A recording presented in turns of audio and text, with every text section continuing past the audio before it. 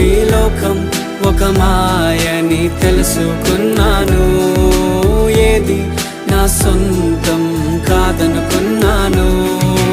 తప్పిపోయిన కుమారుని నేనైతే నా కొరకై నిరీక్షించే తండ్రి నా యేసు.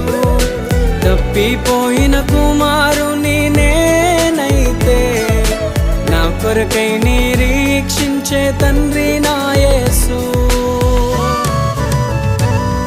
ఈ లోకమంతా నేను వెతకినా నాకు లేదయ్యా ఎక్కడా ఆనందం. నీ సన్నిధిలో ఒక్క క్షణం